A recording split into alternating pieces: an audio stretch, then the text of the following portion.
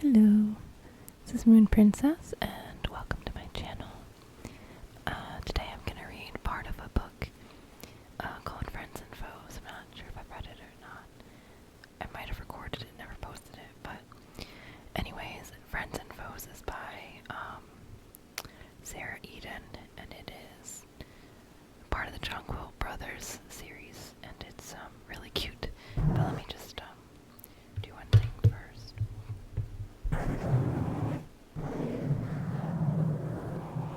I'm just gonna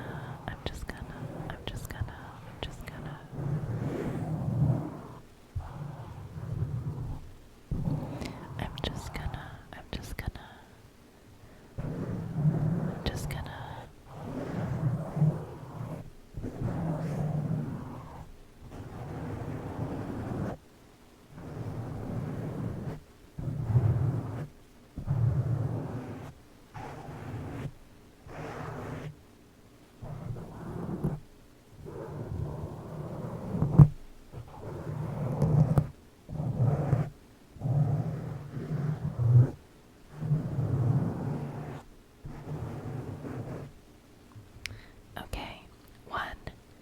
England, December 1814. Philip Jonquil walked with deceptively lazy strides down one of Maidstone's back streets. He traded his signature attire of bright colors and expensive tailoring for something far more subdued, knowing he'd be walking about in an area of town known for thieves and cutthroats. Philip judged it best not to appear prime for the plucking. The ruse hadn't proved entirely successful. 2 nip purses had been doing a ridiculously bad job of tailing him for several streets. They made quite an effort at not being seen, but he'd spotted them easily. Philip had less than a half-mile to cover before meeting up with Hanover Garner, a man known to the Foreign Office as something of a genius at tracking spies, a title Philip had earned as well over the past half-decade. Not so ingenious this time, though, were you? They'd come to that particular corner of Kent on a solid bit of information and still managed to miss their man, Le Fontaine. A particularly notorious spy for France was supposed to have been there. Someone must have warned Le Fontaine. By the time Philip Garner arrived, the French spy was gone. Finding himself the target of would-be thieves proved a fittingly annoying addition to an already bothersome day. Society no doubt would expect such a confirmed dandy to swoon or flutter about in terrified agitation at being accosted by footpads, but society was far too easily duped. Philip had simpered and minced among the upper crust for 5 years, but underneath the carefully constructed persona he was anything but a fripple. He encountered with shocking regularity the criminals who would make the seediest of London neighborhoods seem like nurseries at nap time, and thus far had always emerged relatively unscathed. Philip could hear the knucklers drawing closer. He sighed in annoyance. He'd simply have to take care of the bothersome duo. As their footsteps grew louder, he spun around without warning, catching them entirely off guard. Let me guess, this is to be a bulk and file operation. Which one of you means to knock me down, and which plans to go for my billfold? Obviously the pickpockets hadn't expected that response. They stood frozen a moment, eyes darting between him and one another. The gentleman, the shorter of the thieves, sputtered. He looked to his partner. Ease of thumpin' nip. Philip supposed he ought to have affected a lower-class accent, but quite frankly he hadn't the patience for it at the moment. My apologies for not dressing the part of a well-twigged gentry cove. I wasn't expecting company. They only looked further shocked at his knowledge of cant expressions. Now, if the 2 of you intend to relieve me of my burdensome coins, I suggest you get on with it. I have an appointment to keep. The thieves looked briefly at each other before advancing on him. Had he not personally stood down a vast collection of hardened criminals and murdered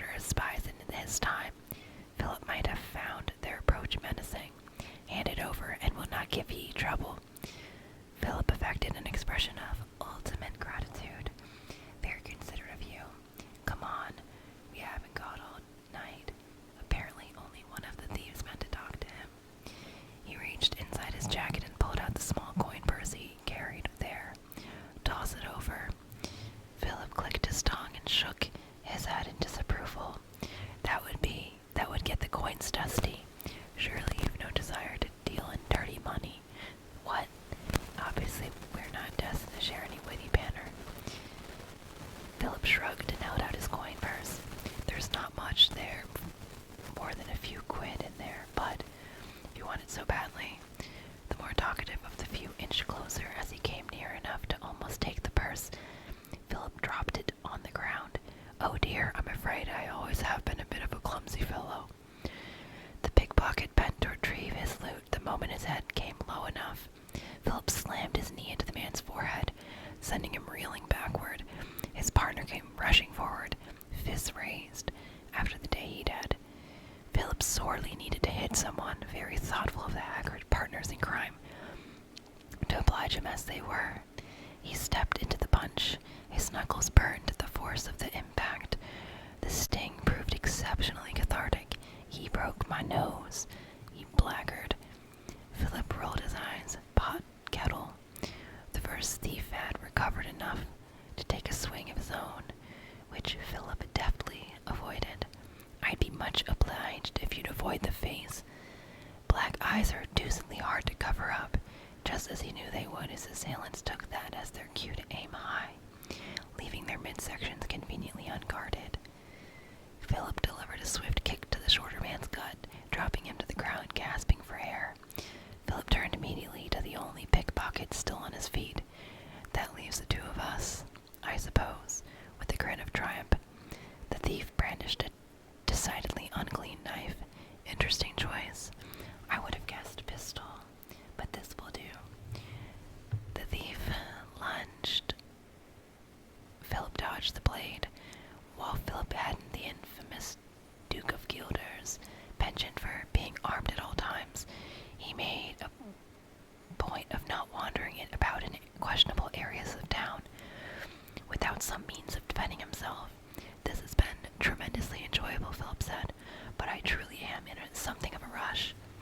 He pulled forth the menacing pistol he brought on every mission he ever undertook, and made quite a show of brandishing it. The thief backed up immediately. He lowered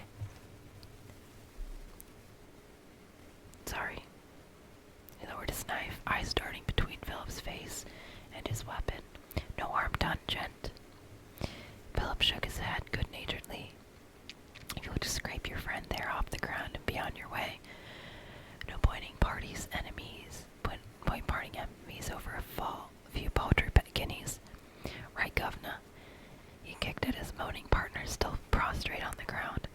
They stumbled their way back into the dark recesses of the alley. In the very next moment, a rustling from behind spun Philip around. Hanover Garner rushed into the street, eyes wide and alarmed. Good afternoon, Garner, Philip said, putting away his pistol. You were late, Garner said. I was late. Philip gave him a look of reprimand. If you'd shown up 5 minutes ago, you might have saved me a great deal of bother. He retrieved his coin purse from the dirt where it had sat throughout the altercation. Garner looked understandably confused. What the devil? I doubt the devil himself was attempting to rob me. He might actually have succeeded. You were set upon by footpads. Garner sounded alarmed, quite as if they hadn't both faced such things on multiple occasions. Philip's mother would suffer endless heart palpitations if she knew just how often he'd found himself held at knife point.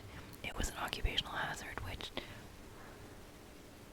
when one spent one's days tracking murderous spies. His mother was also unaware of the fact that he had an occupation, dangerous or not. I'm getting too old for this, Garner moaned.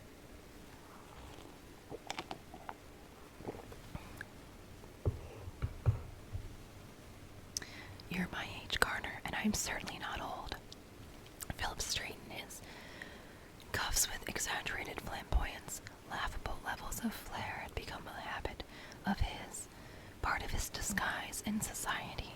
He hardly needed the airs in his current attire and company, but he'd grown so accustomed to the role that he rarely slipped from it, regardless of his situation.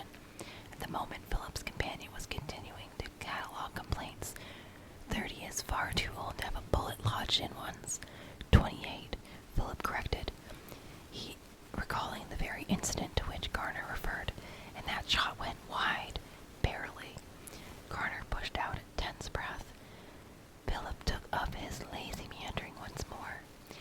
had an inn to reach before nightfall. They arrived at their original meeting spot a few minutes later, a nondescript abandoned building where Grimes, a Bow Street runner Philip had worked with on a number of occasions, kept watch over Philip's carriage and team with the swiftness born of familiarity. Philip and Garner tucked inside, Grimes up top with the driver, armed and ready should trouble arise. Why is it that every time we fail to find one criminal, you manage to find another? I appreciate your concern, Philip said, his tone more than a touch theatrical, but I assure you, the cutthroats were laughably incompetent, only one knife between them. Garner sighed. I am too old for this. Tell it to the Foreign Office. They'll never let us off this one. Garner rubbed his eyebrows. Philip knew that gesture.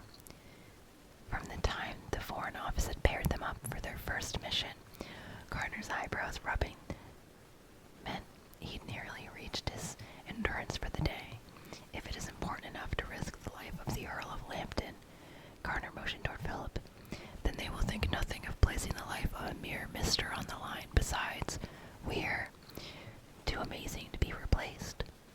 Philip answered with abundant confidence. He'd learned early on that an increase in foppishness on his part kept Garner from falling completely into the doldrums. If the man weren't a genius at tracking the movements of even the most elusive spies, Philip might have wondered why the Foreign Office kept him on. Philip continued his exaggerated recounting of their mutual assets.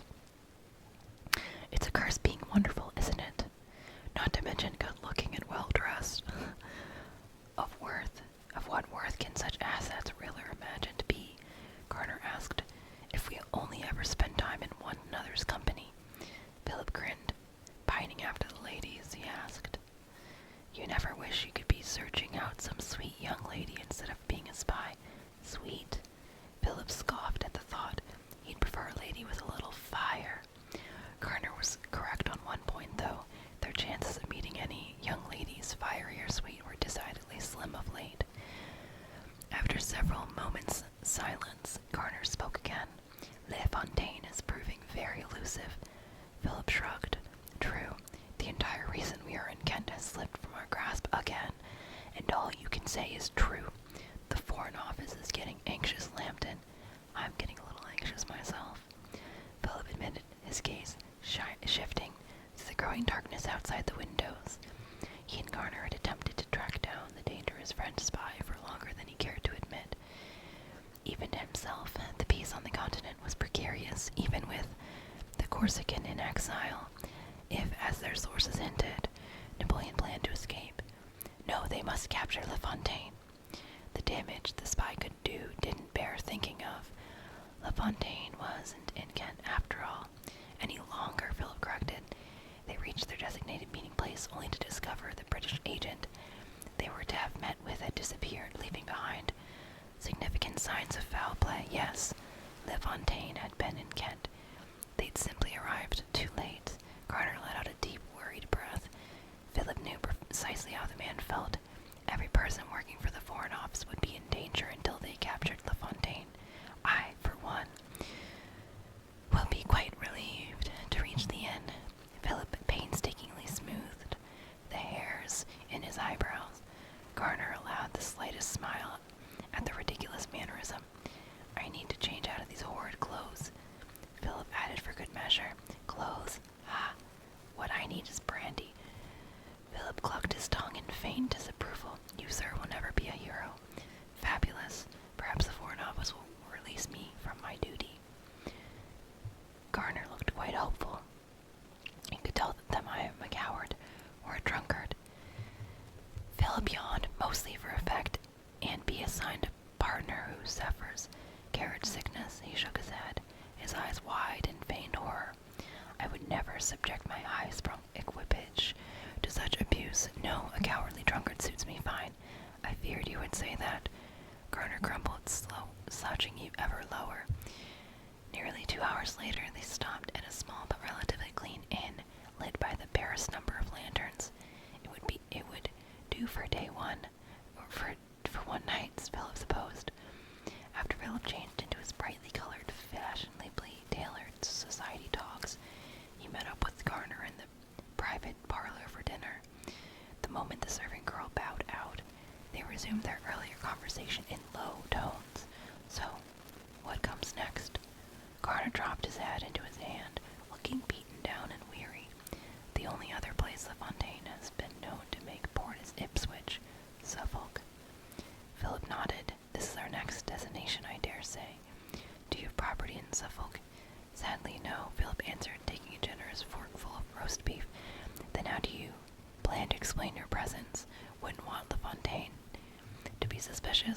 That is where being unfathomably popular has its benefits, Garner. Philip smiled. I've been invited to a Christmas house party. Where is this gathering? Of the elite, you may ask. Garner nodded, obviously guessing the answer. Suffolk, he said. Not 20 miles from Ipswich. Philip raised his eyebrows repeatedly to communicate his satisfaction with his own ingenuity. Lord Cavret and his lovely wife have invited me and my horde of siblings to Kinley, along with a few other choice individuals. Then I shall leave you to sort out LaFontaine. Garner smiled with obvious relief. Nonsense, Philip dabbed at the corner of his mouth with a clean but hopelessly stained napkin. The inn appeared a little less respectable than he had originally hoped. Your cousin and his wife, Lord and Lady Henley, will also be in attendance. I believe Lizzie is the mastermind behind the gathering. As a matter of fact, you shall simply have to come by uninvited. Garner clearly didn't like the suggestion. I dare say you'd hardly need an invitation to spend the holiday with family. You will smooth it over for me then? Not a chance, man. You and I are not supposed to be acquainted. Or have you forgotten already? Garner let out a long-suffering sigh. I shall have to impose. Like any relative worth his salt, I shall return to London then, to make our report. A healthy dose of resignation tinged Garner's words. I will make my way to Kinley shortly thereafter. Remarkable plan, Garner. How do you come by such ingenious stratagems? You know very well that you laid out that strategy at least 10 missions ago. Ah, so I am the source of your genius. Philip offered a succession of exaggerated nods. Very good, very good. No, not very good. I shall have to return to town on horseback while you proceed to your destination in the best sprung coach I have ever had the opportunity to ride in. Garner grumbled something about drunkenness and carriage sickness. Philip sauntered to an armchair near the fire and sat back lazily, absent-mindedly, playing with his ivory-tipped walking stick. When do you expect to arrive at Kinley? Garner asked, leaning against the mantelpiece, after another glass of amber-colored numbness. Thursday, perhaps Friday. Garner's gaze froze abruptly in the doorway. Forgive me, a voice said. I did not realize the room was occupied. Philip looked up from the crackling fire, across the room to the doorway, and into the face of a stunningly pretty young lady dressed well, if not in the first water of fashion. The pale green shawl wrapped around her thin shoulders looked Parisian. She was quality, then, as the servants were wont to say. Her nearly black eyes took in the entire room quickly, but no doubt accurately. She had an air of observation about her that made Philip uneasy. How long had she been standing there? How much of their conversation had she overheard? Might we be of assistance? Philip asked as he rose, tugging at his deep green waistcoat and leaning quite dapperly on his walking stick. I dined in his parlor earlier this evening and left behind a personal item. I have come to retrieve it. She was direct. Philip would give her that. No blushes, no demure posturing. Her frankness in the current situation, however, did not appeal. If she had arrived in the parlor in time to overhear their conversation, this black-eyed beauty would not have missed nor misunderstood a word of what they'd said. We would, of course, be happy to help you search out whatever you have misplaced. Garner offered a bow along with his services. Now the man wished to play detective. He had practically begged to be tossed off the list of national agents not 5 minutes earlier. No need to search, sir, the young lady replied. Your friend there seems to have located the very thing for which I am looking. Both Garner's and the mysterious stranger's eyes focused on Philip. She hadn't taken a single step inside the room, but stood leaning against the doorframe, her calculating gaze uncomfortably unflinching. And what precisely are you looking for? Philip smiled a little. The self-same smile that more than one impressionable miss had all but swooned over.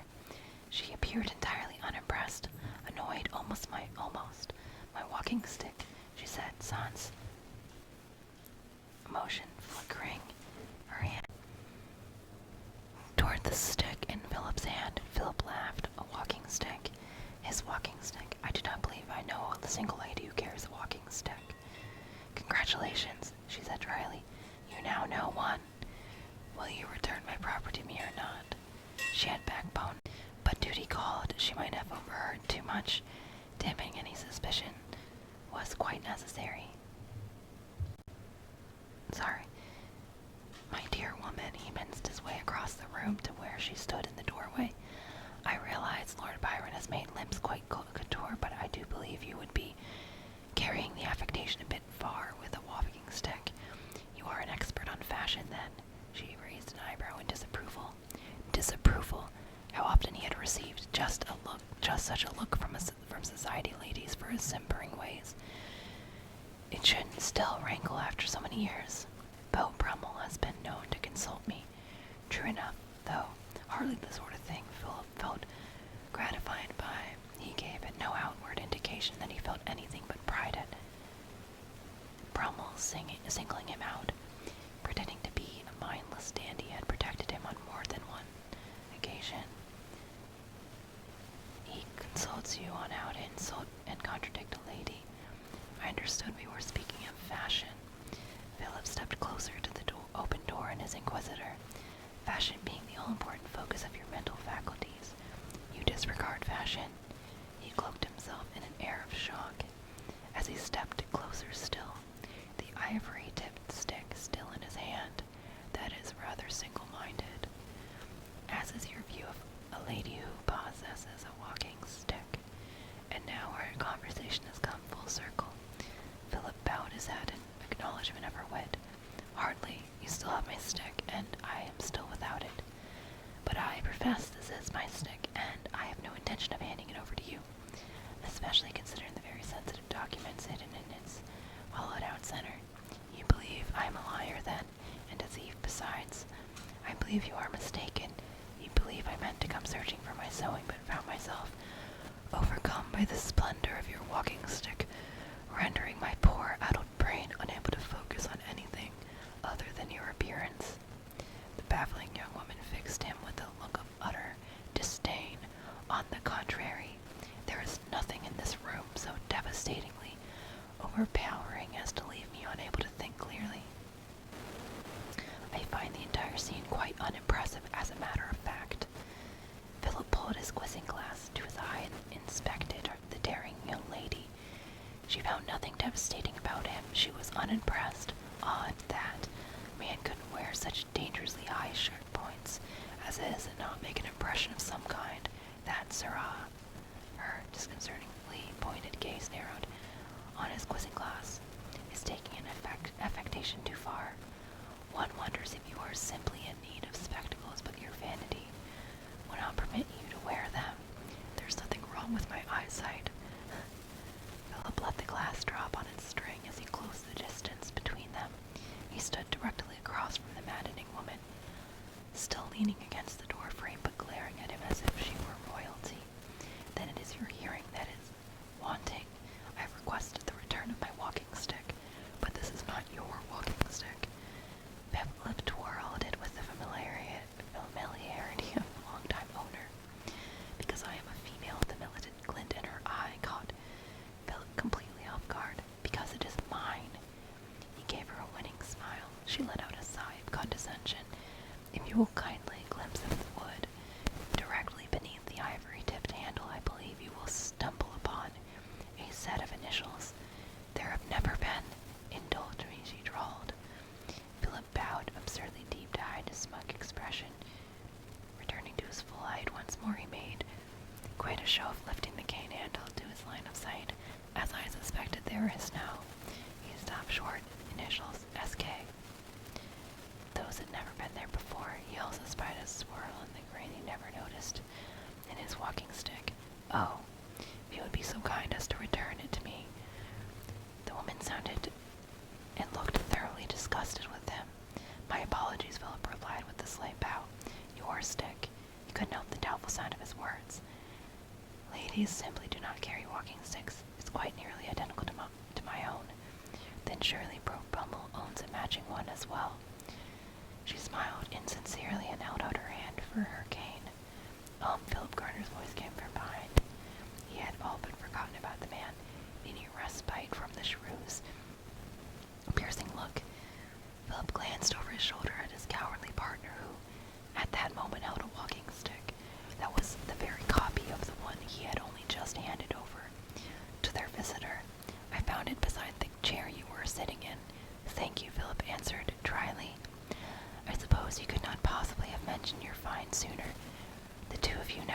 just long enough for me to get a word in edgewise. Garner said, "Besides, the way you were going at one another, daggers drawn and what? I didn't dare jump in. You really are a coward."